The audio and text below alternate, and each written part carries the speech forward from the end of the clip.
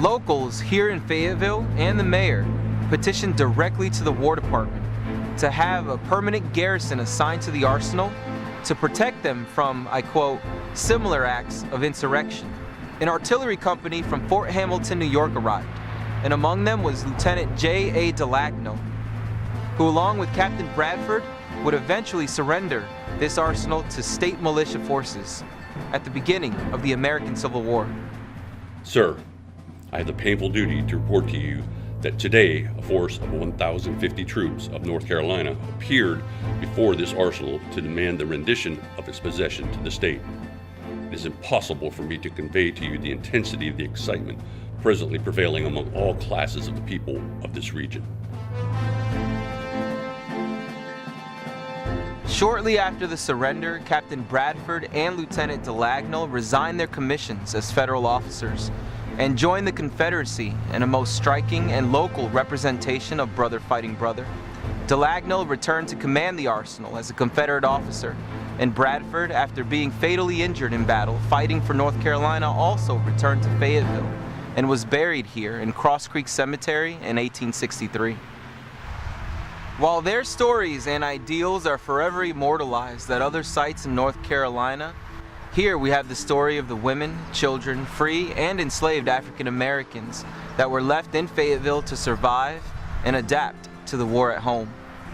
The experiences of the soldiers have become a part of established memory, while the contributions of everyone else have been traditionally overlooked and irrelevant to history. It is clear now that in remembering everyone, the Fayetteville Arsenal was witness to a comprehensive human experience of the Civil War. From April 22, 1861 to March 11, 1865, the Arsenal in Fayetteville, North Carolina operated in support of state and Confederate forces. Known as one of the holy grails of Civil War collectibles, the Fayetteville rifle was made here, and only here, while most other soldiers, both Union and Confederate, used foreign-made rifles. Though interesting, that contribution was vastly overshadowed by the amount of ammunition that was made on site. From January to August of 1864 alone, over 900,000 cartridges of ammunition were made. Especially interesting is the information obtained from an arsenal work roster from August of 1861. Listed on it are the names of 29 women whose average age was 20 years old, with the youngest, Dissy Burkett, being only 11. These women rolled the ammunition cartridges here while most of the men in town were off fighting in the war. This was also the only place they had contact with men their age. Several of them eventually married Arsenal guards.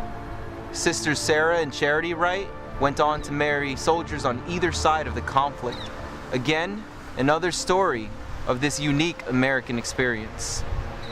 Also on that same work roster is the name of a young Prussian boy, Moses Owelsner.